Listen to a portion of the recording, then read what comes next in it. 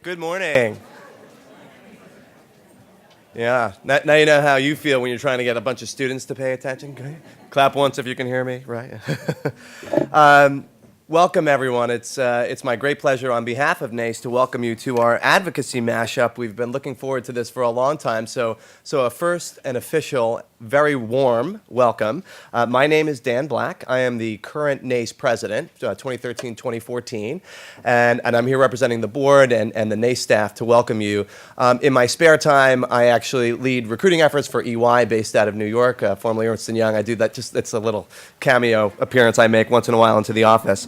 But really excited to be here and have been so passionately and eagerly awaiting this day, and love to see that we have such a fantastic turnout. I was a little worried about travel given our weather woes around the country. I think we got everybody's. Did we get David from Emory or Donald? Is Donald here from Emory? He made it. He just abandoned his car on the highway. All right, thank you. I'm glad you're here.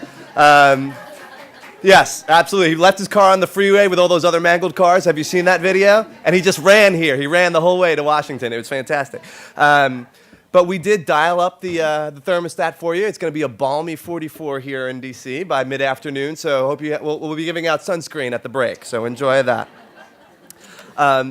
Before we get underway, and it's so great to be able to be here with you today, and especially being an employer representative to spend time with our university and higher ed members.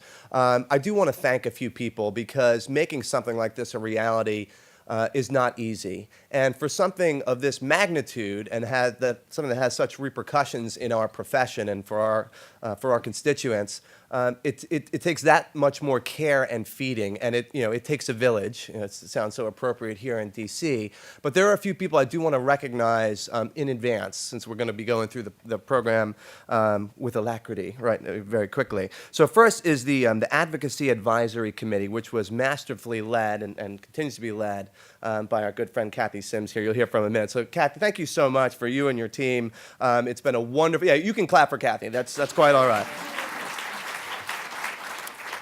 To think we should do something, how often do you do this in your day-to-day? We should do this, and then to make it happen and have it sell out and have people saying, can we make it bigger? Can I bring more people? That kind of reality is a happy reality. So Kathy, thanks for your hard work. The speakers that are here today that you'll hear from throughout the course of the day, I'd like to thank them. Kathy will introduce them, and they're certainly in your program. But to have the visionaries, the luminaries, the thought leaders that we have coming here to speak with us today, I feel very fortunate. I also feel that it's, to have a great turnout and to know what the audience is going to be was certainly a selling point and a drawing point to have them come here. So thank you to our speakers for today. I'd like to thank NYU for this lovely space. When you call Trudy Steinfeld, I always say, hey, what can you do without NYU? And the answer is usually nothing if you ask Trudy, right? There's nothing without NYU. We're everywhere. But Trudy, for you and the wonderful on-site staff here, a big round of applause. Thank you very much for the space. And then last but not least, it's incumbent upon me, especially getting a kind of front row seats over the course of this year, the NACE staff and what they do, the magic that they work to put together, whether it's a conference, a webcast, some thought leadership, some new materials on the website, a brand new website. I could go on. I won't. But the NACE staff, so Marilyn, the fearless leader here. We have Mallory Gott-Ortiz in the back, which is, they're doing a wonderful job. Thank you so much for all your input. Yeah, there we go. So a quick thank you to them. Now, before we jump into content, I've been asked to do the housekeeping, which is, they usually say, Dan, try to figure it out, don't mess it up. So there's a lot of the usual housekeeping, encourage you to ask questions, no such thing as a bad question. I think there is such a thing as a bad question, but in this group, we'll let that fly. Be engaged, ask lots of questions, please, don't throw things at the speakers. If you have to go to the bathroom, go, all those usual things. But one thing that's a little bit different, usually you get told to shut off your cell phones, your smartphones, your tablets, your iPads, iPods, whatever. Don't do that. We're going to ask you to be actively tweeting and your experience throughout the day today. So we do have a hashtag. It should be in your brochure as well. It's hashtag NACE Advocacy.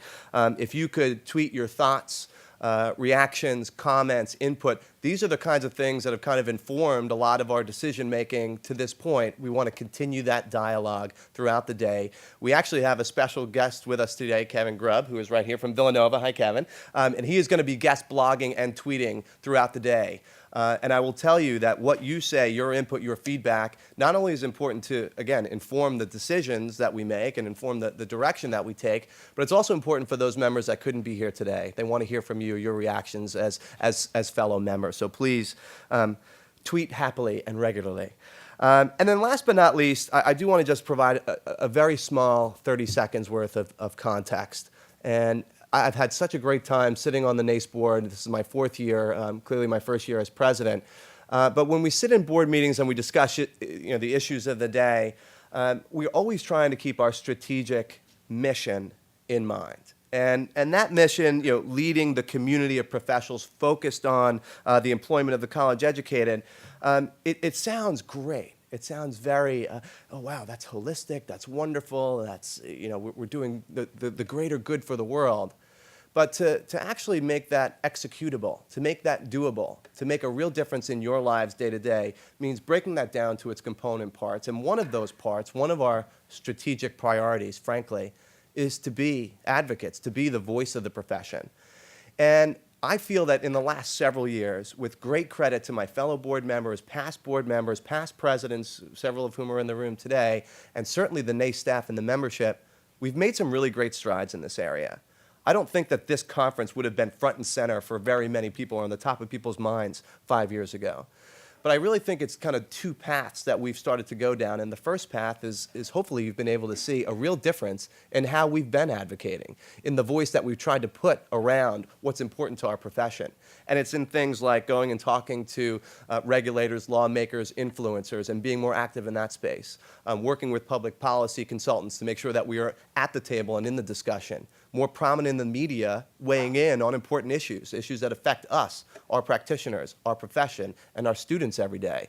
So I hope you've been able to see that, because it has been a deliberate direction that we've taken as an organization, because we don't feel that we could truly serve the college educated and foster their employment and help to serve you unless we are at the table and having an active voice. So that's step 1. Step 2, in my humble opinion, but I have the microphone, is a much more personal, individual call to action. And so I've spent the first 6 months of my presidency, and I will spend the next 6 months with the same mantra, which is make it personal. It's about reaching out, having individual conversations. It's about having your own sphere of influence and being an advocate in that sphere. Because while NACE certainly represents us across the nation and in fact beyond America's borders, it's really on the ground, you talking to your staff, to your students, local lawmakers, employers that you interact with, about what's important in our profession. And so I'll ask you to continue the conversation when you leave here today, with armed with the new information you have, armed with the the passion and the esprit de corps that you will have at the end of this day, and go back and continue to be advocates in your own circles and your own environments. Can you do that?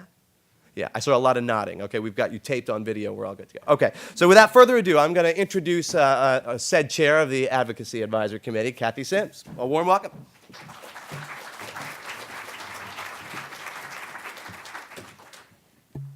After all these years, you'd think I'd learn not to ever agree to follow Dan Black up here on the podium. But, I really want to thank Dan for his kind comments, and I'd like to welcome you all myself personally.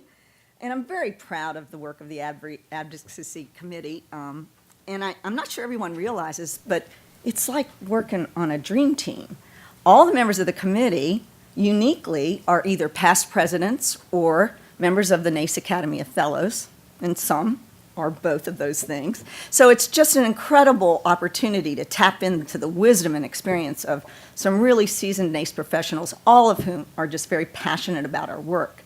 And so to be able to say that we've done a great job, we should be doing a great job. And I think that I would like to recognize those members of there are several college members here from our committee today, and if you all please stand and be recognized, I really appreciate that. And, I think Denise, Tom, Tim, Manny. Yeah, great, thank you. And yes, we are comprised of both college and employer past presidents and fellows, and you're going to learn a little bit more about the Employer Legislative Summit, which will parallel this kind of event later this spring. I also would like to talk a little bit about how we managed to bring this from concept to market in such record time. Dan acknowledged the NACE staff. I'd like to also single out Ed Koch, who is our advisor. They call staff liaison to our committee, but he's clearly our advisor. He's guided us along the way. He's so knowledgeable about these topics and has really been a rock for me. And so, Ed, if you're here, are you down front still? Yeah, Ed, thank you. And of course, Marilyn and Mallory, and it's really amazing. I mean, I can remember sitting in the office of our partner consulting firm, MWW. Ellen and Alana are here also this morning. So please introduce yourselves, and can you let them see you so that... MWW is our consulting firm that we have here in D.C. to help us with elevating NACE's profile in this arena. And together with Ed and our committee, I think that it's been kind of an amazing feat to pull this off, so I'm very excited about that. And today's program is pretty exciting. You know, we're going to be looking at 3 key issues facing higher ed: graduate outcomes, immigration reform, and unpaid internships. First, we're going to be hearing from Manny Contaminolis, who needs no introduction, I'm sure. But in his latest iteration of NACE leadership, he's been heading up a special task force to develop standards and protocols around graduate outcomes. A very interesting task force comprised of members of our profession who represent all kinds of institutions around the country. And I think that these standards and protocols were just approved last week, wasn't it, the NACE board? So it's pretty exciting. You know, we're going to be revealing them for the first time in a very public fashion here today. And Manny's going to walk us through the standards, the collection, the analysis, and the reporting processes and the guidelines going forward. Following that presentation, we're going to break for lunch. So I hope you'll be continuing that conversation and thinking about the upcoming presentations during that luncheon. And then after lunch, we're going to dive right into a discussion around immigration reform and how that might affect our international students. It's something that we all, I'm sure, are very interested in and needing to learn about. Amy Scott of the Association of American Universities and Heather Stewart from NAFSA are going to share details about what's happening with international students and how pending legislation may affect those students and their employment opportunities. The final presentation today will focus on unpaid internships, the value of those internships, and the Career Center's role in apprising them, guiding them, monitoring them. Ross Eisenbree of the Economic Policy Institute and Stephen Bloom from the American Council of Education were going to lead us in this discussion. They'll help us, really face head-on the pros and cons. I'm sure all of you have opinions about this and thinking about this, so it's going to be, I think, a very rich discussion. There'll be a lot of interaction and questions and answers, and opportunity for you to be involved in that session. So, we really want to see how unpaid internships, whether or not they should be allowed, and we can assess the value for our individual students. And then at the very conclusion of the day, our fearless leader, NACE Executive Director Marilyn Mackis, will lead us in summarizing key takeaways, and then we'll be adjourning our very first Advocacy Mashup. So without further ado, I would like to introduce past President Extraordinaire, Chair of the Special Task Force on Outcomes and Assessment, Manny Contaminolis from RIT.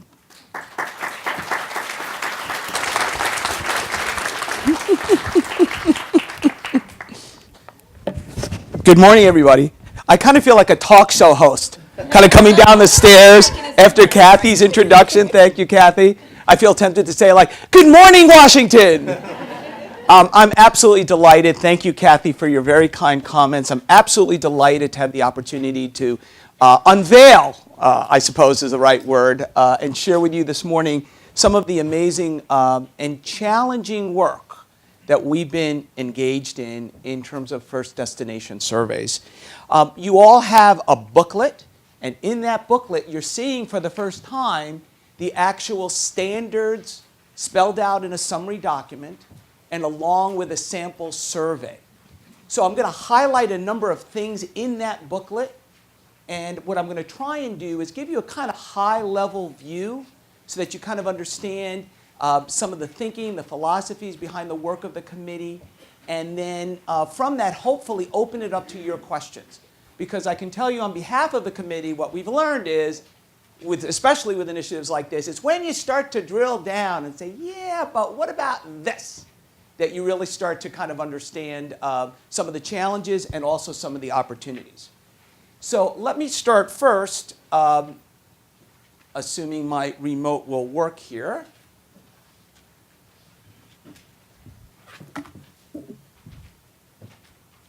And yes, with first of all, a big shout out to the actual committee. And you know, a lot of times the work kind of gets channeled. I just happen to be the person who's up here talking to you about our work. Let me assure you, any member of our committee could absolutely do the same thing. They were a tremendous group. There are several of them here. So what I'd like to do is have you committee members who are here, please stand up. Ed is in the front row. Margaret is here. Pat Rose, Jason Eckert, Sam Radcliffe, Norma Geyer. And I want you to just see them and give them a big shout out for really the tremendous work that they've done. Also, feel free to corner them during lunch or in the restrooms if you feel I haven't really answered the question for you in the way that you'd like to hear it. But I also want to acknowledge in the spirit that Dan raised as well that the initial work of this group emanated from the Advocacy Committee. The thinking about the timeliness, the appropriateness of this, and as Kathy indicated, that committee has been tremendously impactful in the work of NACE. I also want to acknowledge the leadership of our past president, Andy Sepperly, who initially charged this group to kind of begin to explore this, to the leadership of our current president, Dan Black, who said, hey, we got to keep at it. We want to keep moving this forward. And I certainly don't want to speak for Sam Radcliffe, but as our incoming president, I know Sam has certainly articulated his continued commitment, to pursuing this. So I think that's terribly important that you recognize that NACE is in this for the long haul. This is a really tremendous, I would say, fundamental shift in many of the things that we've been thinking about or doing in that spirit of advocacy, and I think that's really important to acknowledge. One last thing I want to say. In addition to the people on this committee, there are many of you who you might think I did not remember that took advantage of the public comment period, which is also a novel approach, we felt, and I want to give credit to Marilyn Mackis, who suggested that concept in a discussion that Dan and she and I were having. And I know several of you in this audience took that time to, submit your ideas, your reactions, your feedback. And I want to tell you, when you get a chance to take a look through these final set of standards, that I can absolutely tell you with all assurance that of the nearly 120, 130 comments that we received, we absolutely took them to heart. And we made a number of changes based on that feedback in what you see reflected in these final standards. So I want to acknowledge that because really in I think a very fundamental way, this was a work of many people, collectively and collaboratively, and I think that's a real tribute to our profession and to the people that make it up. So I absolutely will not insult you by going through the full and diverse reasons why we're here and looking at first destination survey data in the way we're looking at it today. You all know this perfect storm of forces, public, private, government, non-government accrediting agencies, our own stakeholders who used to say, it would be nice to know, to we'd really like to know, to we must know. And that change is what we have wanted to react to in the association and to help position us as a profession and as individual stakeholders in being able to respond to that. But I do want to say at the core, this initiative was not about responding to necessarily the Obama scorecard or to a state governing board or to an accrediting agency. It was initially and fundamentally designed to help members and practitioners, to help them navigate these waters, to help do it in a way that was supportive, that was consistent, that would give you the kind of initiative, the kind of information that you need to kind of carry this forward. Because what we heard loud and clear, for those institutions that had not already committed to this, what we heard loud and clear was, where are we going to find the resources to do some of this? How are we really going to be able to partner and to bring some other people at our university to the table to say, hey, how can we share information? How can we work together? If you're in a decentralized office, you know that that's critically important. If you don't necessarily know who your institutional research person is, this is, that's the kind of thing that how can we help you make those bridges? So we really felt that the idea of these standards, articulated in such a way and focused as we have, can really give you that opportunity to begin to advocate for those resources, to begin to build those partnerships and relationships, which we believe are absolutely fundamental going forward. So what I want to do is give you, as I said earlier, a kind of high-level view about some of the basic principles that really drove our work and also some of the assumptions that we had. First, I want to say this is an initial set of standards that will continue to evolve over time. And any of you that know the work of NACE, or frankly any body like it, know that you can't come out from the gate and say, okay, we figured everything out, it's all done, it's all neatly packaged, forever and forever, amen. It's not the way it works. So what NACE has determined is that we want to introduce these as initial standards that as we begin to implement them, we begin to get feedback, we begin to expand them to include other areas, they will evolve over time to reflect the realities and reflect our needs as practitioners. So that was an important underlying concept in the way we were thinking about this. Number two, what we really wanted to, in a sense, was leverage the power, the collective power of information. Not just for you at the campus level, where you could, for example, partner with others and work together and make the idea of career outcomes not the responsibility or just the responsibility of your office, or not a process that's driven by institutional research, but rather a culture change that says as a university or college community, we're all contributing to career outcomes. We all have a hand in those career outcomes, and it's all terribly important that we work together to do it. So that's one level of leveraging that. The other was, through these standards, the information that's collected at the institutional level, is there an opportunity for NACE to leverage that collective data, to be able to identify trends, to forecast, to be able to provide feedback to the membership in a broad way about what are the things that we're seeing out there? What are you telling us that we can then share with you about what's going on out there? And through that collective data, be able to give greater voice to the association as it continues its advocacy efforts.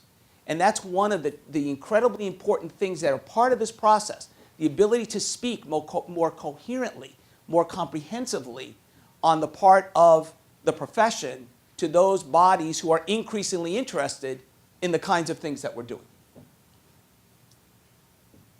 As I said earlier, we wanted to focus on an initial set of standards that would evolve over time, and it was clear to us that the best thing to do initially would be to focus on the outcomes for undergraduate students.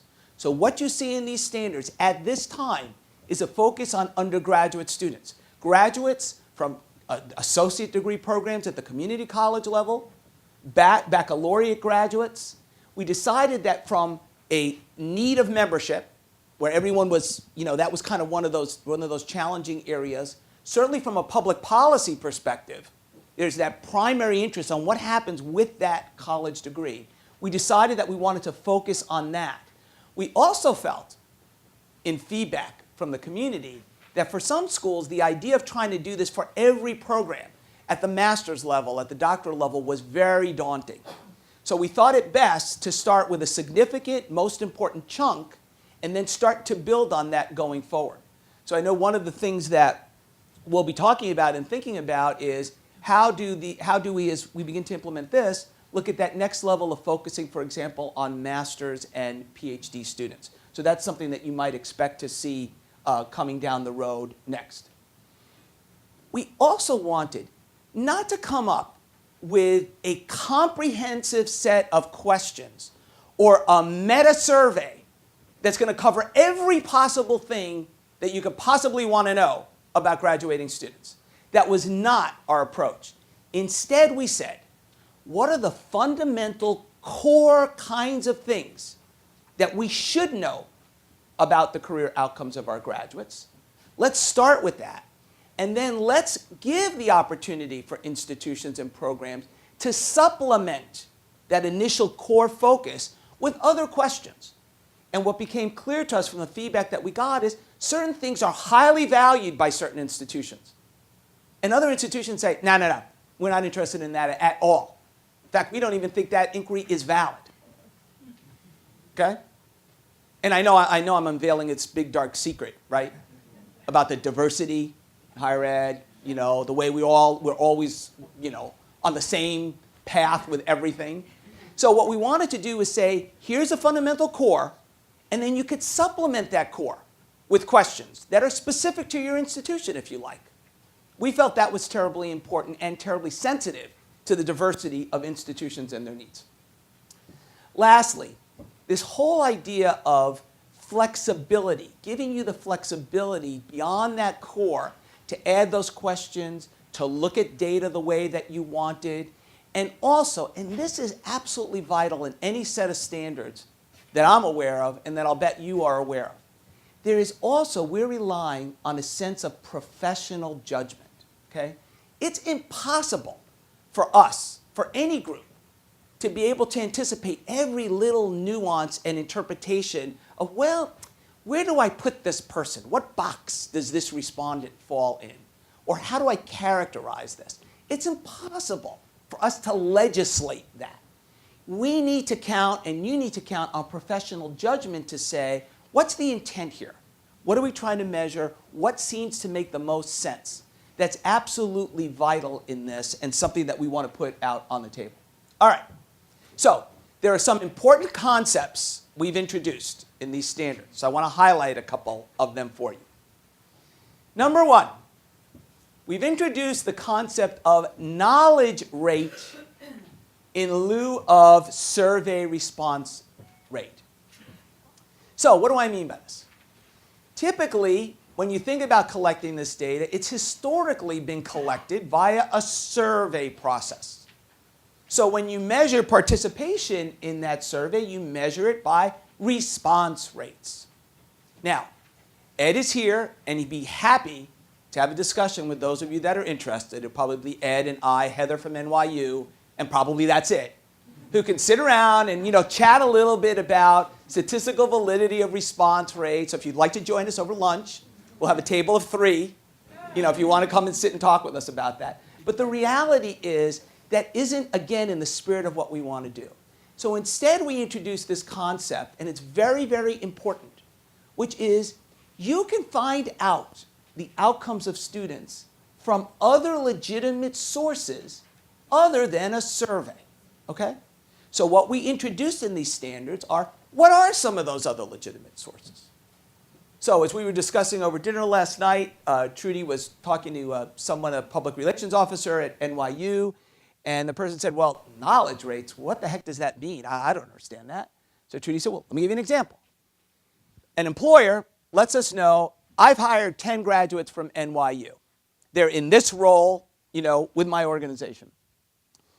And Trudy says, but, 4 of the 10 filled out the survey. So do you want me to discount the knowledge I have about those other 6 working, and this is what they're working, this is what they're doing? And of course the person said, of course not. So this idea of knowledge rate measures what is the rate, what is the percentage of knowledge we have about our graduates and what they're doing. So when a faculty member says to you, oh, my number 1 student, what's his name, Manny with the hard last name? He's been accepted to graduate school. I know, I wrote the recommendation for him. And he's going to Harvard Law. Okay, is that reasonable information? Can you then follow up with a student to verify that information? Absolutely.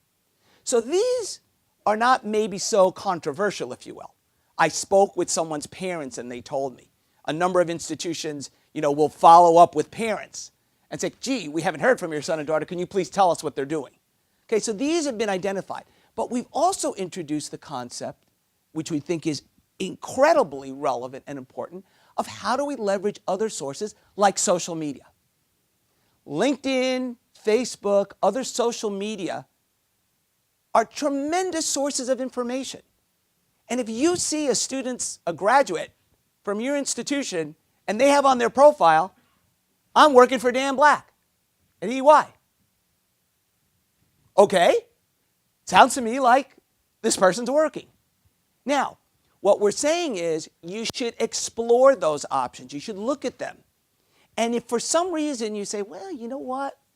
I don't know, that's a little bit touchy to me. It gives you the opportunity to follow up and to confirm that information, okay? So the idea is we're encouraging professional judgment, we're encouraging the use of all the resources that are out there to be able to make those reasonable, accurate judgments about where people are and where they're going. We tracked down one student in my office, one of my team members sent out an email, and attached to the email was a photo. And it was a photo of a cake. And on the cake it said, congratulations, Mary, or future Dr. Mary, medical school at, I forget the name of the institution. And she found it on a student's Facebook page.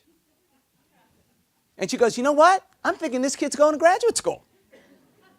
So she shot the kid an email message and said, just want to confirm. And the kid said, oh yeah, how did you know that? I'm really excited about it. So those are the kinds of things, that's the kind of spirit that we want you to engage in when you start thinking about this.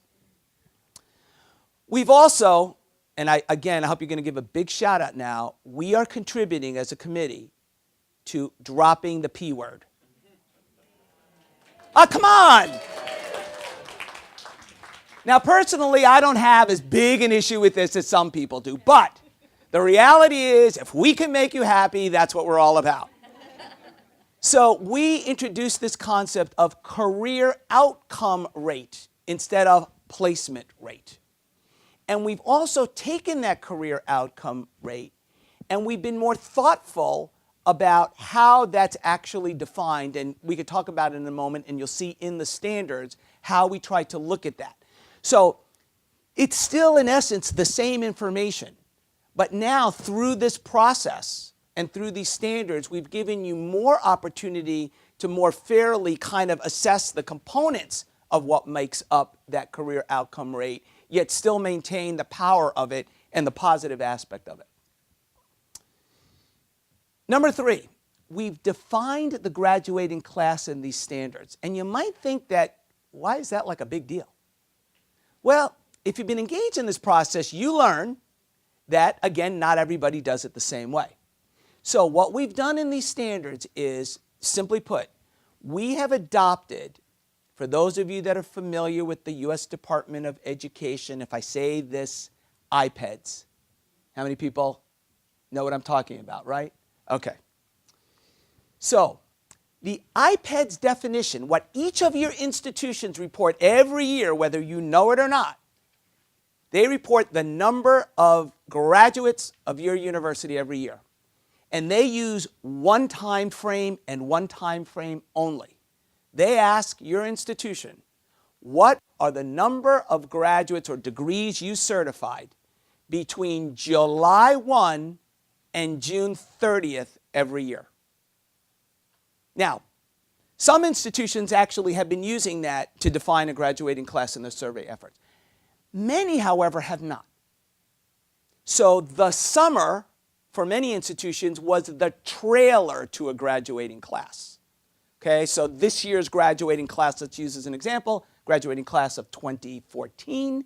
If you graduated not in the spring but in the summer, some institutions would kind of throw you in there in that graduating class of 2014. Other institutions would not. So we decided with these standards we had to have a common definition. So we adopted the iPad standard because we felt that that was the one that people could understand. Even if it was different, they could understand that and they could see the logic behind it. So what that means is, if you're using that definition already, no problem. But even if you're not, it's no problem. okay? Because for 1 year, you'll have a little bit of an awkward thing, but after that, you continue to use summer graduates as the lead rather than the trailer to that graduating class, okay?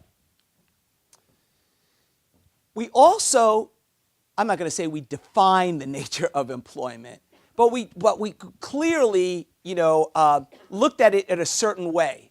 And we clearly decided that even though we couldn't capture every particular category, but it was important for us to define it in a way that would be consistent and comparable. So what you will see in the standards are a couple of things. Number one, what is full-time employment? My guess is if we ask the question in this room, and we said, just, full-time employment, let's say based on how many hours a week you work, we're going to get different answers. And believe me, we heard that in the public comment period. Interestingly enough, if you go to the U.S. Department of Labor and try and find a definition of full-time employment, has anyone ever done that, by the way? Let me spare you. I'll just save you, okay? It's an insider tip right now. Don't bother, because it's not there. Okay? Because the U.S. Department of Labor says to the employer, you define what is full-time employment. Now, I think all of us are aware, though, that the Affordable Care Act has a certain trigger in it that suggests if you work 30 hours or more per week for a certain period of time over the course of the year, that triggers the need to provide you with full-time benefits. Okay? So for better or worse, and political leanings aside, okay, I want to be clear about that we said, you know what, we're going to define full-time employment as 30 or more hours a week because of that kind of benefit standard. All right? So by extension, we're defining part-time employment as what? Great. Anything less than 30 hours a week, okay? Now, could we debate, is it 20, is it 25, is it what, okay? But again, when you look at these standards, you have to make these kinds of, decision points, all right? We also made a decision that for the purposes of gathering all this data up, that part-time employment should be tracked, and it should be counted as part of the career outcome, but not without your ability to be able to look at responses and divide them up by full-time and part-time employment. So what we did was in the standards, and for those of you that obviously all of you have a copy of it, if you turn to page 7, you can follow along. Maybe I'll be Pastor Manny this morning. Please turn to the hymnal on page 7. And so you'll see what we did was looked at employment, and this applies, by the way, for both full and part-time, and we said, you know what? There are certain things about the nature of employment that are important as distinguishing factors between people, but also in ways that help students think about employment in a little bit different way. So what we did was we created these categories.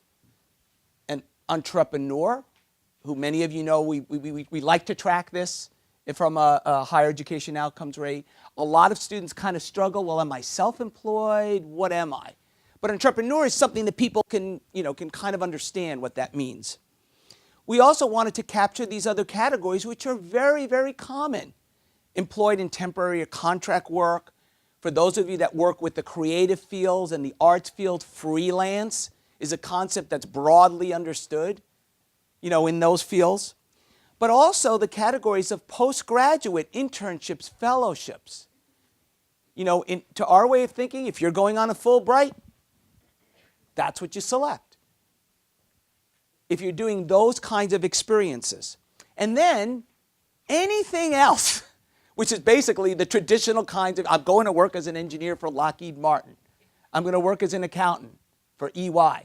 I always use EY as an example. Always use it. Very smart. Oh, yeah. Even when he's not there. Out of respect for him, I use it all the time. So we felt it was important not only for students to think about their responses that way, but for you to organize the data that way. Okay? So that way you could probe and look at those things. So it was important, and believe me, for those of you that saw the initial draft version for public comment, and this, you will see a notable difference. Okay? For that very reason, that we felt that this was more reflective of what we heard out there. Another really critical concept was this notion of sharing summary data with NACE. And this goes back to that principle that I said earlier. The power in collective knowledge. The ability to set trends, to anticipate things, to compare. And let me tell you right now, NACE is not interested in being in the business of rankings. Okay? There's no interest here in taking individual career outcomes rates and ranking institutions. Okay? I think it's safe for me to say that publicly on the NACE officials who are here. I'm taking the liberty of doing that. That's not happening. Okay? That's not what NACE is interested in. NACE is not trying to make money by creating another rank. They're not. But people ask those questions. Well, gee, what if my outcomes rate is this? How might that compare to other institutions in my competitor set? So that kind of information can be provided that protects individuality and allows individual institutions to assess that. That's some of the power in collective.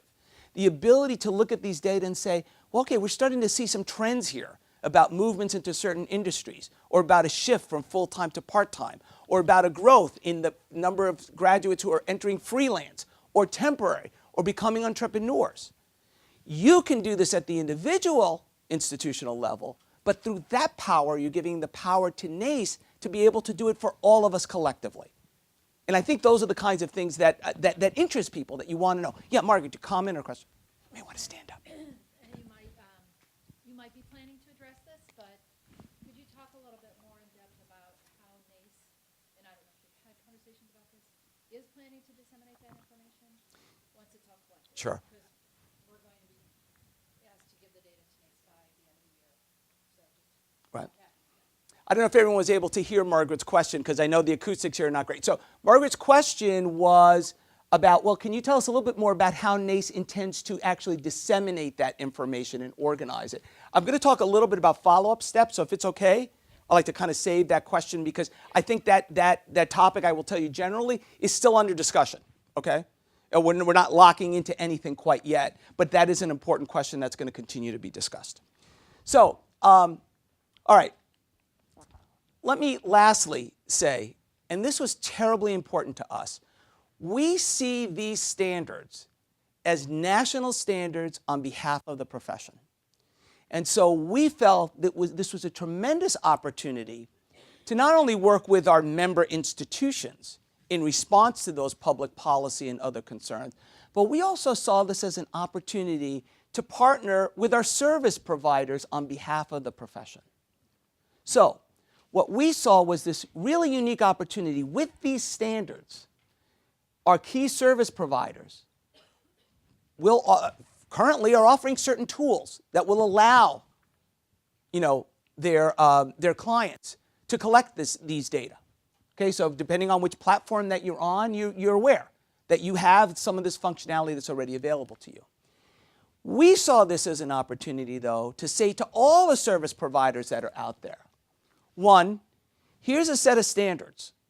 So you can build your tools around these standards, which, one, serve your clients, because everyone's going to be interested in, okay, how am I going to adopt these standards to my circumstances? And if you could do that for me as my service provider or help me, now you're providing value or more value to me as a client, okay? But what we also saw was the opportunity for all service providers to kind of join with us in promulgating these national standards. So what that also meant was the opportunity, as already some service providers who are in this space, for example, in the MBA space is a classic example, to say, you know what? if I'm a service provider and I'm helping you collect that information for your institution, okay? And one of the things that we're asking is that you share that information with NACE, and we'll talk a little bit about that. Wouldn't it be great if your service provider said, hey, you know what? We'll do that for you. We can do that for you. We're collecting the information for you anyway. So those critical components, if you want to participate and if you want to share that information with NACE, we can go ahead and share that on your behalf, which provides further value to me as an individual institution, because now I'm like, wow, okay, you can help me with the tool, right? It's going to fit the standards. If I have some supplemental questions, that's okay. Believe me, this is not challenging technology, the ability to do that. Oh, and hey, as we collect this and it's time to report it, you can do that, just pass it along to NACE on my behalf so that I don't need to do it. You're going to get my attention. So those are the kinds of opportunities we saw in this. And as a matter of fact, all our service providers that are in this space received an email from Marilyn and Dan this morning outlining some of these ideas and inviting them to join us in this. And we sent them the standards just as you see. They got that information. Everybody got it on the same day, the same way. Okay? And Ed will continue to be that point person within, NACE to see how we might help and work and put that together. Okay? So, just a few last things, and then I'm going to open it up to questions. Okay? So where are we going to go from here? Which kind of touches, Margaret, on your question. All right?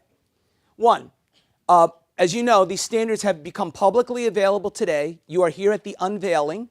They are on the NACE website. Members will receive, notification that you can go out to the NACE website.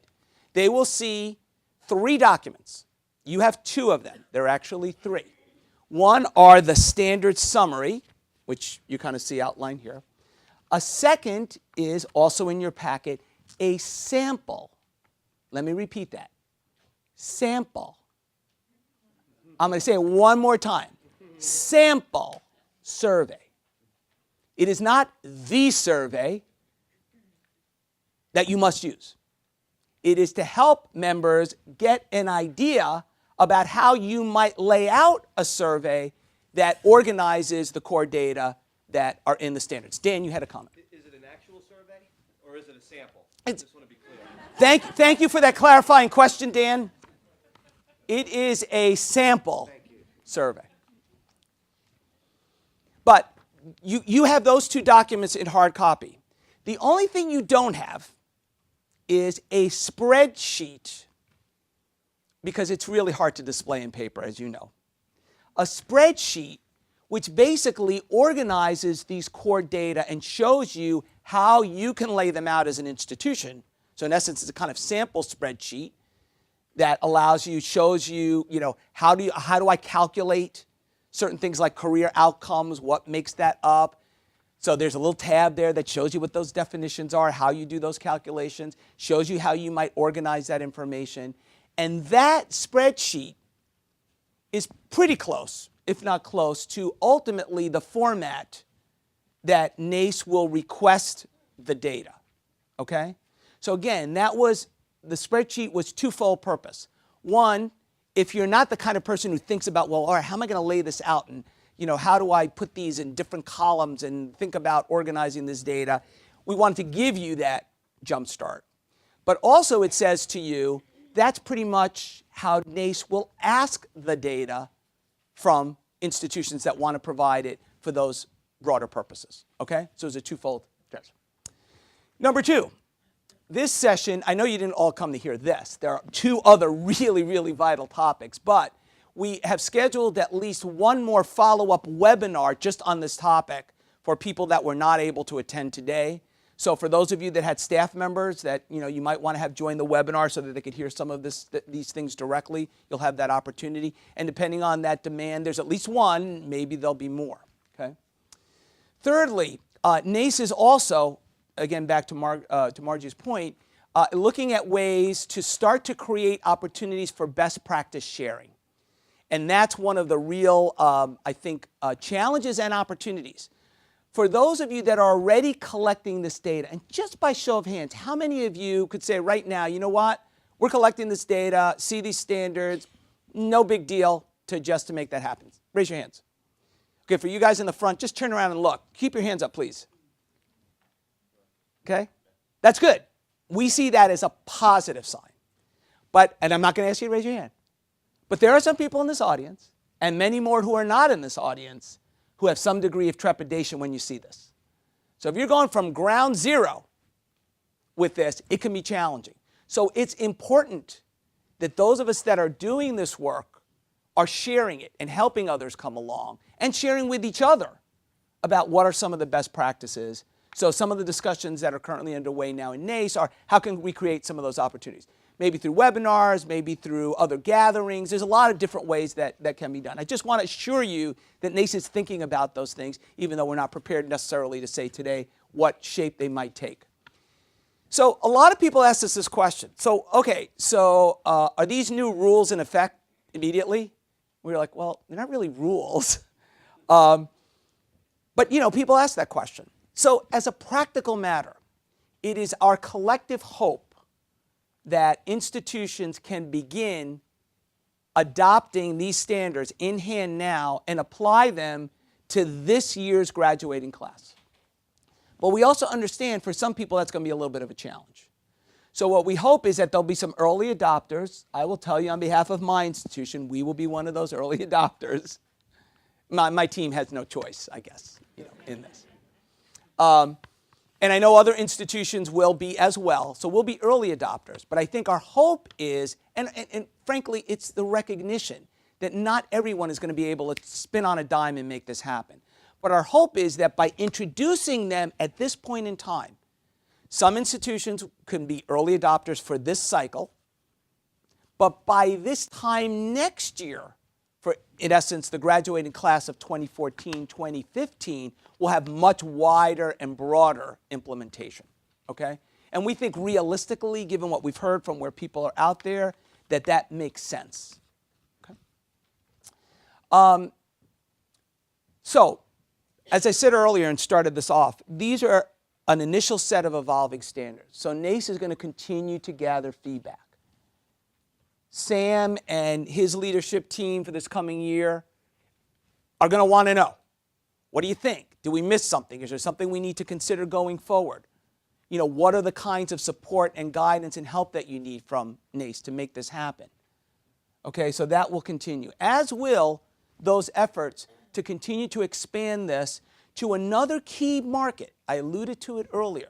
We're not ignoring master's students, PhD graduates. There's a different dynamic for those students. There are also different players that, by necessity, you want to make sure to include in those discussions. And I think NACE sees this as an opportunity to partner with our colleagues in the MBA world, potentially our colleagues in law, potentially the graduate school council, which is, believe me, in their behalf, keenly interested in this. So we see a real opportunity to kind of partner with some of those organizations. Now, I will tell you, for those of you, many of you are here who gather information for MBA schools, for Business Week undergraduate as an example. We are not intending these standards to take the place of any of that. As a matter of fact, we had to have a nice little call with our colleagues in the MBA world who said, hey, what are you guys doing over there? They were a little nervous. And we said, no. We're not suggesting to you that we want these standards to supersede any of those that are out there. For those of you that are in the public world, for example, and you're part of a university system, in the state of Minnesota, for example, or other states around the country, you're obligated to report data in a certain way because it's a system-wide, kind of requirement. Perhaps in time, some of those systems will change as they see what's happening on a national stage. But ultimately, right now, we're not suggesting these take the place of that, but we're really hoping that they will unify and fill that gap that's out there. So, with that, it's time for questions, and I want to emphasize again for my colleagues on the committee and on the advocacy group and in the NACE leadership that feel free to corner them as appropriate. If I'm not able to answer a question, I will certainly call on Ed, the members of the committee, anyone else that, if I feel like you need an additional perspective or additional insight, or they'll have a better answer than I might have to your question. So let's open it up. Yes, sir. There's some mics. Mallory and Caroline have some mics there, if that helps. If you don't want to use the mic, that's okay. Just stand up and speak loudly. And I'll try and repeat the question if I can hear it. Hi, I'm Gihan. Is this working? Yes? Yes. Hi, I'm Gihan Fernando from American University. A suggestion more than a question. I fully appreciate NACE's interest in collecting this data so that we have some collective voice and better understanding on a national level of what's happening with undergraduate first destination careers. To encourage that, I think it would be useful if the NACE board were to put out in writing how they plan, statements about how that data will be used and will not be used. So things like, my suggestions would include that the data be never published for an individual school, that it only be published in aggregate, and that the data, your statement earlier about rankings is another thing that perhaps there already is a policy statement on that, but if not, it would be really helpful if that also was put out as an ACE policy. I think that would give people more confidence to provide the data to NACE. Yeah. Thank you for that comment. It's an excellent one. Everything that you've said, Gihan, is consistent with what our discussions have been, if they have not yet been articulated. So your comment is very helpful, and we'll make sure that the NACE leadership is noting that now. So we'll make sure that that's part of that articulation, as well as, I didn't speak about this, but I'll certainly be happy to entertain questions. As you will also see in the standards, we have a timeline that we ask you to collect data, and we give you an opportunity to summarize that data, and we give you an opportunity then to report that data. So if I may speak to that for just a moment to give you a flavor of that. So as we went through this comment process, okay, one of the things we heard loud and clear, especially from certain types of institutions, because as you will recall, and the principles are in that standard, initially our thinking was, you know what, we ought to use some consistent kind of cutoff point where in essence you kind of close the books on the graduating class. And we introduced this notion of 6 months. Okay? Some schools were like, I'm good with that. Some other schools were like, no, I'm not good with it. In fact, I'm really not good with that. And for my students, I think 12 months for all legitimate reasons. Data suggests students take longer to seek employment. If you work with liberal arts students, you say it takes longer. And believe me, we understand and appreciate that. We're not suggesting that for your internal institutional purposes that you don't want to continue to collect data. You should, beyond whatever kind of cutoff we're suggesting. Okay, you should. If that makes sense in your institution and your institution says, we want to know that information 12 months after, and that's absolutely fine, then you should do that. We're not suggesting that you shouldn't.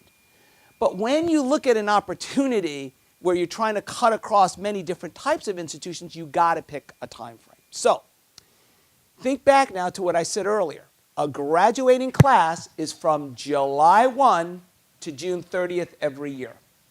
So you're going to start collecting, outcome data for those summer graduates, for the fall semester or fall quarter, depending on what particular calendar you want. You're going to collect that. It's going to be part of that class. Okay, that data collection is kind of on an ongoing basis. But when June 30th comes, and of course for many of us, those May graduates, if you think about it, pretty much between early to mid-May to mid-June, okay, for the California quarter system schools, for example, that month, mid-May to mid-June, you're pretty much capturing every spring graduate, no matter where you are in the country, okay, no matter what system that you're on. So what we're saying is, okay, by June 30th, you're done. You've defined your group. You've already collected data on anyone who graduated before spring, summer, fall, so forth. And now we're looking at July, August, September, October, November, December. Now we're at 6 months, basically the end of the calendar year, okay? Now, what we're suggesting is that by the end of December, whatever data you've collected, okay, you've gotten it. But we're also saying to you, in the month of January, potentially even into February, you could analyze that data. You might get a little bit more at that time. But somewhere, and we haven't set this date yet, to your earlier point, Marge, okay? But somewhere, end of February, maybe even early March, NACE is going to reach out and say, we invite you to share the data with us, okay? From NACE's standpoint, there's not a particular date that everything swings by, okay? But we needed to have some general guidelines there so that the data would be truly comparable, okay? So, other questions? Yes? Oh, I'm sorry, you may have exceeded your quota. Okay. Yeah, can everybody hear Robin? No? Okay. There you go. I'm Robin Marks, and I'm here from the University of Delaware. And I had kind of two questions. One being around NACE's work with LinkedIn. I'm sure some of us have seen the new university pages, which are really fantastic and hold a lot of great information. And the one filter that they don't have is your ability to search by year. And so thinking about kind of for all of us, that might make our lives easier as we're looking at this knowledge rate and wondering if that's something that people have thought about doing, is reaching out to them and asking them for that filter, if that's something that's already been done, that kind of thing, is my first question. Okay, would you like me to answer that one Yeah, first? sure. Before you go to the other one? I think it's fair to say for all of us, LinkedIn has become a tremendously vital tool. Clearly, LinkedIn and NACE have been engaged in conversations on and off in and around these kinds of opportunities. I think it's clear with these national standards, those discussions will continue. It would be premature for anybody to say at this point what the final resolution of those might be. Sure. But I think clearly for those of you that work with your alumni relations people on your campuses, you know, they and LinkedIn have been talking, you know, and LinkedIn has been looking very, very closely at the alumni community as a source of insight about the way they should offer their products and so forth. Those discussions are going to continue. My general sense is most of what alumni is saying, most of what alumni and advancement offices are saying, are the kinds of things we would say if we were in that same discussion. Sure. So I think LinkedIn is certainly at a point where they're very aware of what this need is, and I think LinkedIn is continuing to think about, you know, where's the best thing for them? Where's that best space to be? The university pages is part of another LinkedIn strategy. I don't think I would necessarily tie it into this sort of stuff, but I think it's fair to say that you know, those discussions will be ongoing and will continue, and hopefully will result in some things that serve everybody. Yeah, because the pages provide such a great overview of summary by industry and by Yes. know, who's employed and where they're employed Right. and that kind of thing. That's Right. why I was Yeah, thinking it's the kind of and by the way, they'll be adding some additional tabs to look at that data, but you're absolutely right. And not only on the university pages, but obviously in looking at your individual LinkedIn profile, if you're an alumnus or an alum of that institution, you're seeing the same data kind of displayed. Those are the kinds of opportunities there might be to continue to work with LinkedIn about that going forward. So it's a great question. Thank you for asking. Sure. And then I actually have one more question related to the service provider that you all were talking, the service providers that you all were talking about Yes. for this.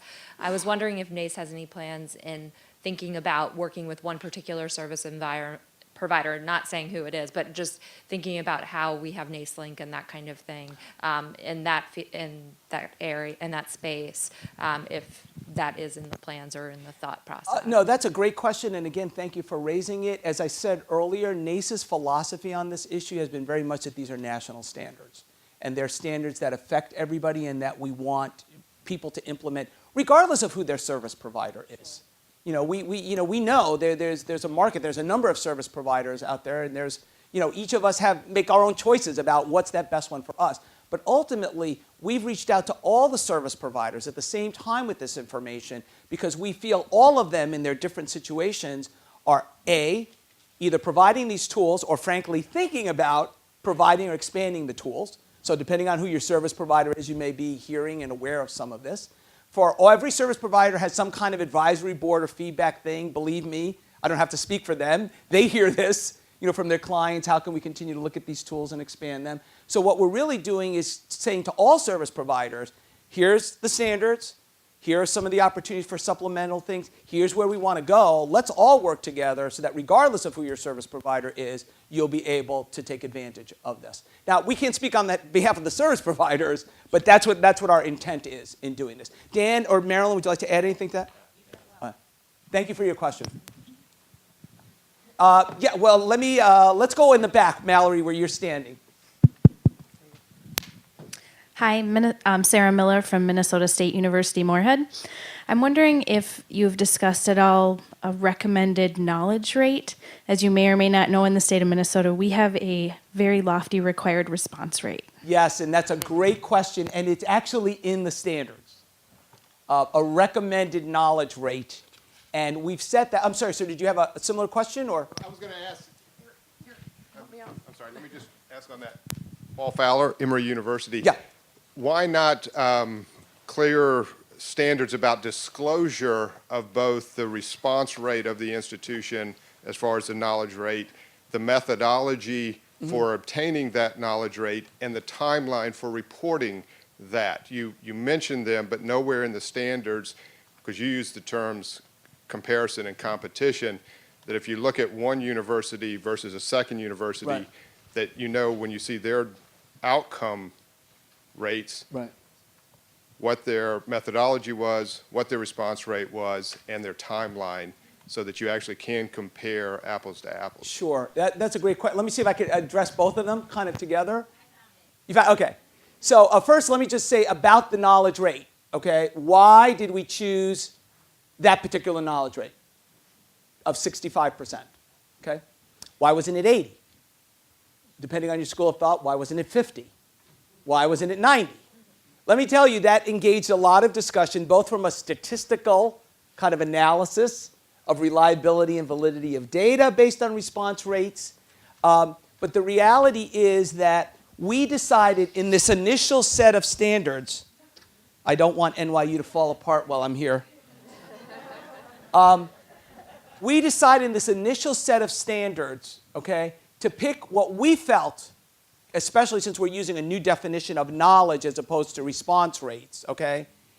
A target that wouldn't intimidate people, that for some institutions is easily achievable, for others might be a little bit more of a stretch, and based on something that we've learned from our MBA colleagues in this space, we wanted to start with something that quite likely will probably change over time, because ideally we want to kind of push that, forward. To your question, there are actually, in terms of the percentages, you'll see in the spreadsheet the kinds of data that you need to kind of be clear about. Category responses in each of the different things. It wasn't in my comments, but if you see the spreadsheet, you can see where it's clear that anyone who's reporting it there is knowledge rate, how to calculate it in different cells and so forth. So part of that is laid out. The extent to which the timeline is very specific, it is in the standards. I can't tell you because, again, I don't want to speak at this point and say, well, is NACE going to reach out in February? Is going to reach out in March? It could depend on a number of factors as we go forward. Those will tighten up, okay, in that same spirit of we want to give some kind of general sense. We didn't speak to methodology any more than in a general way. So if your question is, you would think it would be appropriate for an individual institution, for example, in the spirit of transparency, to say, this percentage of data we collected from surveys, this percentage of data we collected from non-survey sources as an example. Is that a fair example of maybe what you're thinking from a methodology standpoint? We didn't really address that in the standard because our approach was a little bit different. We consider both equally valid. So if you're not certain that if you're not buying into that, then clearly as an individual institution, you can segment between the two because you feel that would be appropriate to your audience, whatever that audience might be. But from a committee standpoint, from a standard standpoint, we considered each of those sources equally valid. And because we described the methodology and considered them cumulatively, there was no real need to differentiate when it came to that. Does that make sense? Okay. Other questions? I know, Kavita, you've been looking at me like I got a question for Manny. Hi, everyone. I'm Kavita Sharma from Columbia University. I think it's related to the last question and more of a statement about my concerns with two of the new concepts that seem to be contradicting each other. So if we go with this idea of a knowledge rate, yet we're also saying that we're introducing the concept of being able to compare across institutions and build trends.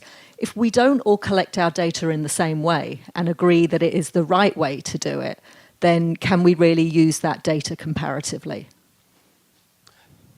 Okay, that's a great question, but maybe... You had to say it was a great question because you said that to everybody else. No, I don't have... No. I think, Kavita, you know me well enough that I do not say because I have to. I don't say anything because I have to. But it is a great question. I'm sorry, Mallory, before you take the microphone away, because Kavita might need it a little bit more, I think you need to really kind of elaborate on that. Because I think it would be fair to say, and for the rest of the committee, please correct me if I'm not. I don't know. I don't see those as conflicting concepts, frankly. I think we are saying we are clear about what those methodologies are in the sense of what are acceptable ways of collecting data to get that outcome. We are trying to make this more comparable by, one, identifying those methodologies, okay, which we outline in the standards, to coming up with a general timeline so that things can be comparable. So I'm not sure I see that as being conflicting as you perceive it to be. So maybe you could elaborate on what you see might be something that perhaps we missed in terms of a gap. So I feel that we've talked about, or you talked about professional judgment. Yes. And professional judgment needing to guide how we approach this. And I could see something like knowledge rate being interpreted differently across institutions. And my concern is that if we as a national organisation sign off on this, we're going to end up in a nuclear arms race of our own. I do think as well that we have to consider the kind of environment and society that we live in, where no one's interested in the fine print. We're all interested in hashtag, what's your outcome rate? Everybody wants the headline. So the notion for me that people, parents, our stakeholders are going to start drilling down into, well, at X institution, these are the different methods that they employed, and at Y institution, they did it like this. And that is my biggest concern with the knowledge rate. And I do feel that the thing about a survey is that if you have to go and audit an institution, here are my survey responses, this is how I did it. And I'm just worried that we're going to propagate something that we won't be able to control. Okay. All right, thank you, because that helps clarify that. Again, I think that, are your questions on a similar vein? Yes.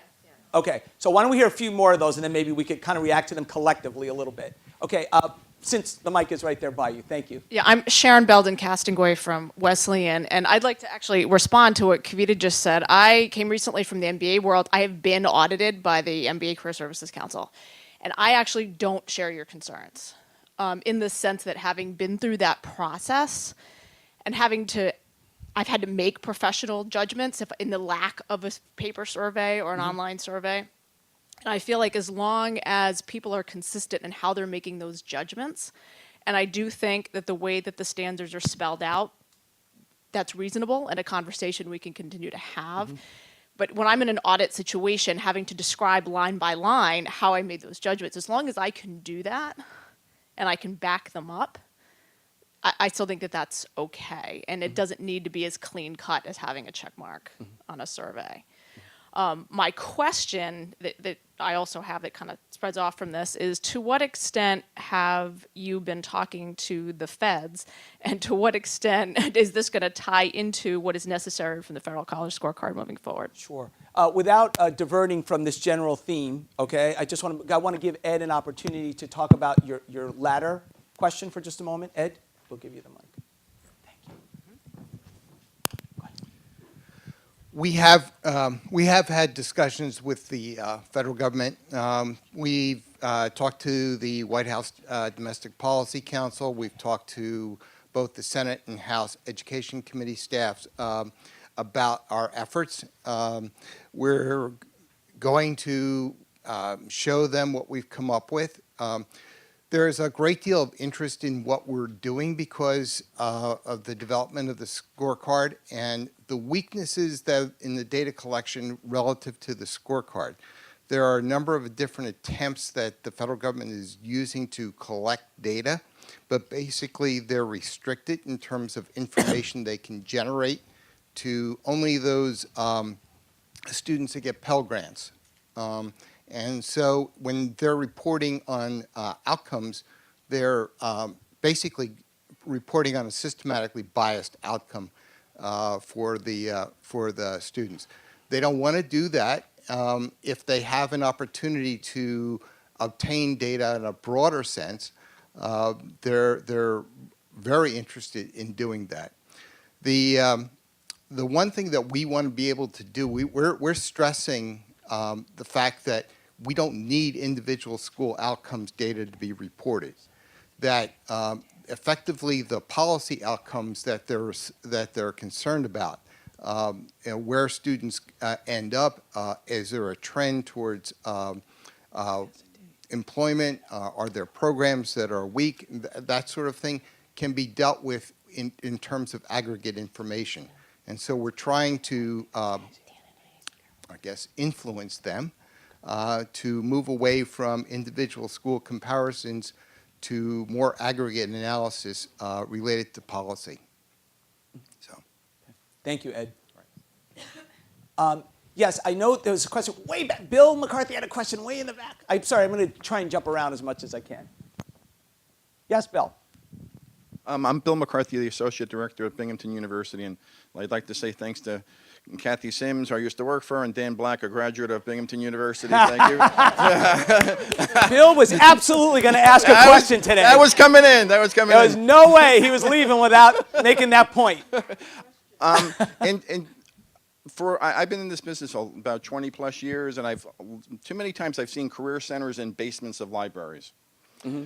And I think of our industry as an educational industry, and I make the analogy with a bookshelf of all these wonderful books being the majors on the bookshelf. On the left-hand side of those books is admissions, the beautiful big things, great, wonderful brochures, lots of staffing who've really gone out there and gotten the students into the school to consume our product being education. And unfortunately, sometimes on the right-hand side of the bookshelf is the career services office being a little smaller, hidden away in the basements, who didn't always get, I think, their due. Mm-hmm. But I would like to say that instead of a perfect storm of the things going on, I think it's a perfect opportunity now for career centers to have some light shown on the services that we offer that help the whole process of education. So I really think of this as a good opportunity. And I think for me, it came personal last year, and it goes back to the questions up before of when I was looking at getting my daughter in college this year, we do drill down as parents. This is an industry where we're going to be looking at these things closer. This is a consumable opportunity, but it's an exciting time too, because it is a perfect opportunity for the universities and NACE to say, we do really good stuff to help our students become successful. So it's more of a general statement that I appreciate all the things that you're doing, and I think it's going to be what this is doing is moving our industry forward. So thanks so much. Thank you, Bill. And just one quick note along those lines. We really, really want to reiterate that we believe, in essence, planting a flag, in the sand, so to speak, and saying, here is our first step at this. It's an important step. It's a big step. And we all recognize it's the first step of a series of steps is incredibly important. And we really think that is an empowering step. Because I've said this, if any of you have ever heard me speak on any topic in career services, never has career services been so important as it is today. So it's really up to us, though, to seize that opportunity. And at some campuses, it's a lot harder than others. But collectively, this is, I think, another example of something that we could cling on to and use it to drive forward and to drive that discussion. And I think the point, thank you for making it, and we could certainly talk more about this as, we have about 10 minutes, so we certainly want to cover a lot of things. But I would say just using MBAs as an example, okay, of kind of the flexibility we think is vital. for those of you that are not familiar with collecting MBA data or business data, there's a very, very important statement that's inherent in that, okay? That is, everyone wants to know what percentage of your students were employed at graduation and what percentage were employed at 3 months after graduation, okay? In that world, nobody really cares what happens after that. Okay? That's a judgment call, and that's inherent in any standard. I will tell you, if you talk to people in the MBA world, when they're talking to a student and when they're presenting their story of their institution, there are MBA students that say, yes, this is the outcomes placement rate or employment rate that we report. Here it is. That's what you found in the survey. But oh, by the way, if you use 6 months as a marker, the outcomes go to this. There's nothing wrong in doing that because that's how you tell your institutional story. And we're not trying to force institutions to tell one story the same way. What we're really trying to do is introduce some concepts that will help bring us together, that will allow us as a community to share some things and put them in the appropriate context, because Kavita's point is an important one. We're not trying to create another nuclear war. I think if we were here telling you we want to get in the ratings game, now you got a whole different discussion. That's not the game here. But I think it's important that you keep in mind that these are standards, but they also have some tremendous flexibility in the sense of, and as you'll see it in the standards, about adding supplemental questions. And we gave some examples of very typical things that institutions ask, that we said, you know what? In time, maybe those will become part of the standards. But right now, we wanted to concentrate on some of those core things. So, Bill, to your point, hopefully we're giving you some of the tools to do that. And right next to you is another question, and she has the mic in hand. So, yeah, so you're stuck. Exactly. Oh, no, I would never use that term. Thank you. I'm Chris Knickerbocker, also from Binghamton, but I am not from Career Services. I'm from Student Affairs Assessment. Mm-hmm. We are the ones that actually manage the project for the university, working with Career Services in all of our schools. So I am the person that knows the data in deep. We do mixed methods, so we do collect from additional sources. But what I'd like to say first is thank you for developing these standards. And for advocacy purposes, it would be wonderful if maybe also another next step would be to work with the feds to allow the schools access to different databases that we could use to get information directly.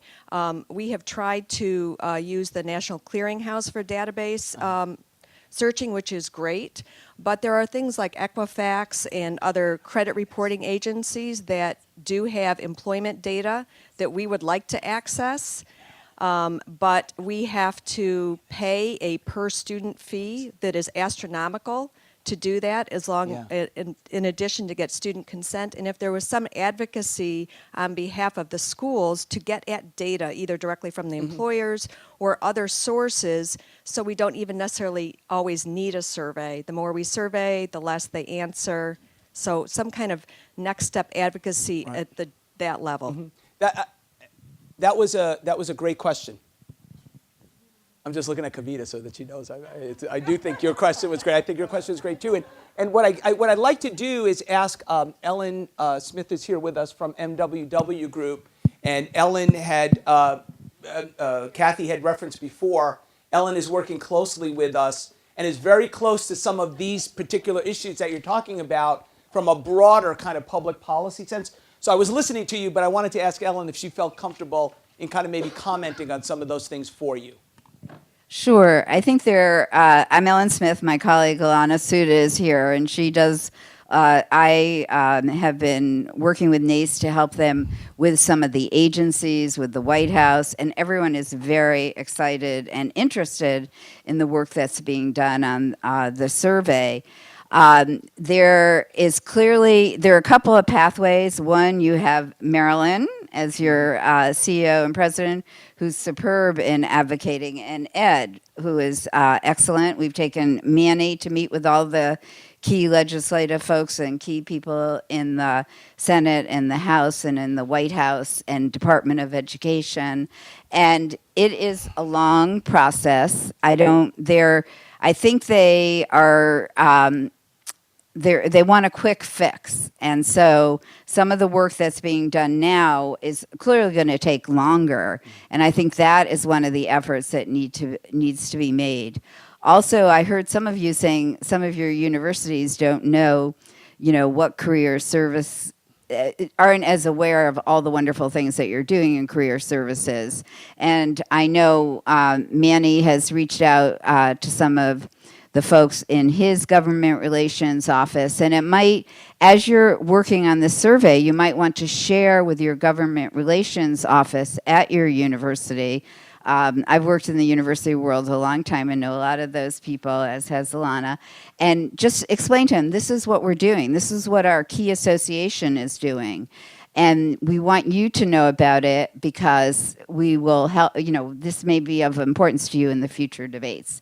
But I did hear, in terms of the statistics and getting information from the department, I think that's something we can, Ed and I can work on because I think, it's to everyone's benefit for you to have the access that you need. Thank you, Ellen. Really appreciate that opportunity. Yes? I can yell. Good, okay.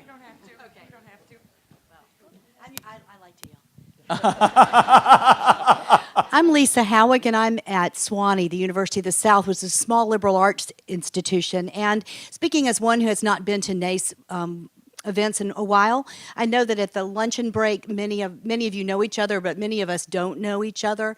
And I'm very concerned with dining with people from liberal arts institutions that might have similar interests to mine. So just shouting out about that. And I think it would be helpful because we have so many questions if the people on your steering committee could stand up and identify their particular area so that we could find them to get our specific questions answered. Okay, great.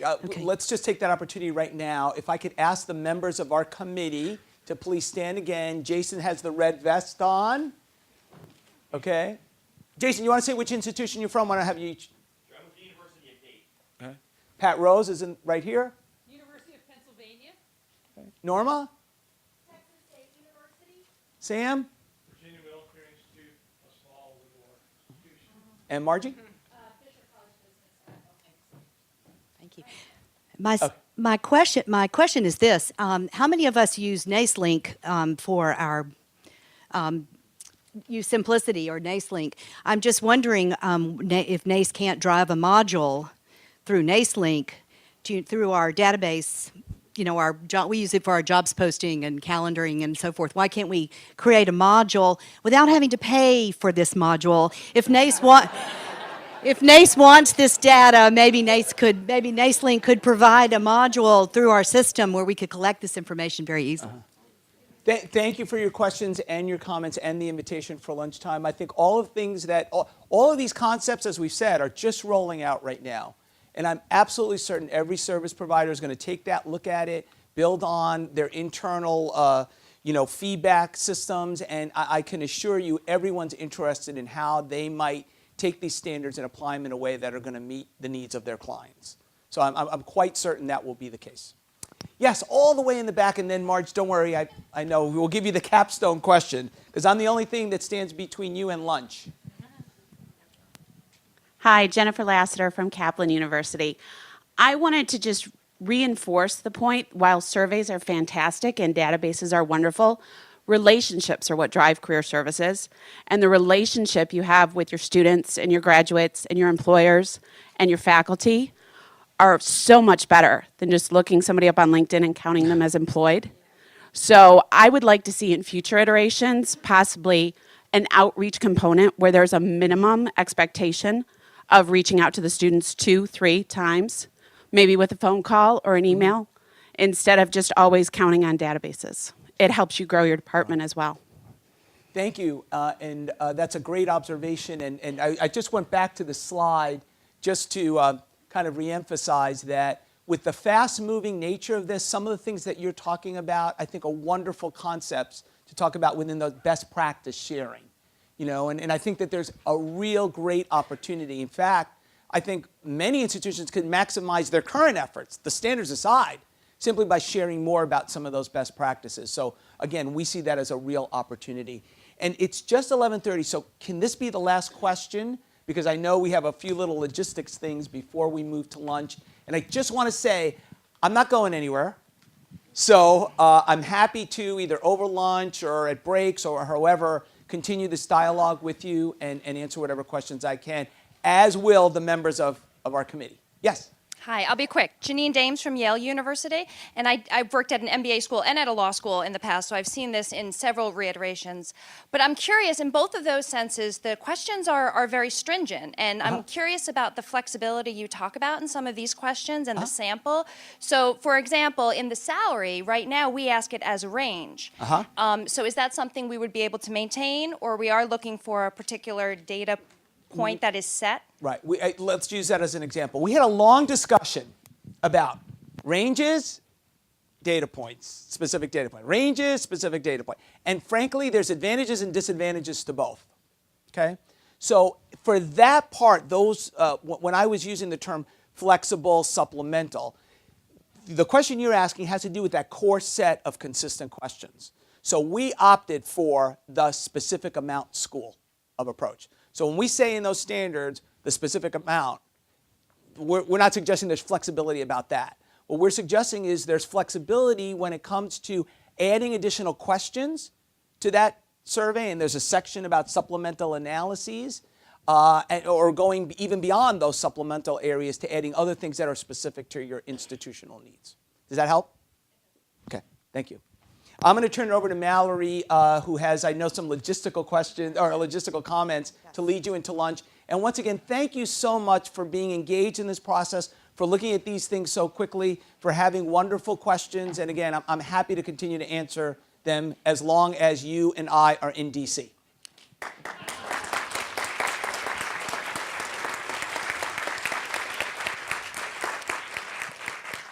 Just as a quick follow-up before we get to logistics, firstly, Manny, thank you very much. I wanted to let everyone know, since there were many questions and hands up that we didn't get to, there are several opportunities beyond today if you're interested in asking those questions or you need more information. Firstly, you're welcome to contact NACE. Ed Koch, our Director of Research, is here to field questions, as are the rest of the staff, so you're certainly welcome to contact him. Obviously, Manny and the committee members, as he mentioned, will also be working on some FAQ documents as questions have come up in this conversation and we continue to get the same types of questions. We want to make those widely available. Also, I wanted to let you know that if you have staff or colleagues who could not attend today for whatever reason, Manny will be presenting this as an encore webinar in February. That information will be online very soon, but right now the date is set for February 20th. So keep your eyes out for that. And if you do have staff or colleagues who couldn't be here today, please share that information with them in case they want more of the explanation behind the data and the guidelines. The guidelines are also online now if anyone has been looking on the NACE website, so you can access them digitally and share them that way as well if you're interested in doing that. With that said, just a few details about lunch logistics. I know that lots of folks are going to want to continue the conversation. We have a few different spaces for you to do that during lunch. There is space here in this main lobby area. There are also some adjacent classrooms that are available to walk in and sit at. You can go up to the main entrance lobby where you came in, where there is some very casual seating. And there are also staff here from NYU to help us use the elevators to get up to a reading room on the 3rd floor, which has additional seating. So lunch is available right outside these doors and also in the main lobby. It's just a box lunch, and then you're welcome to use any of the available spaces as smaller groups if you'd like to break out. And if you have any questions about where there's available seating, you can certainly ask me. Caroline in the back of the room, if you put your hand up, Caroline. Caroline can also help if you need, where can I go and where can I sit? All right, so, yep, and I think Manny just has one more quick comment. Your mic should still be on. Yeah, I took it off. I'm going to grab my lunch and I'm going to base myself on, I think maybe I'll go up a floor. How's that? So if you want to grab your lunch and come chat a little bit more with me over lunch, I'm happy to do it. I just figured I'd tell you that's where I'd sit. So you wouldn't have to go through 3 floors if you want to hunt me down and find me, okay? But again, let me remind you, the rest of our committee folks are here. Feel free. Any of them can answer any of these questions for you. Thank you so much. Thank you.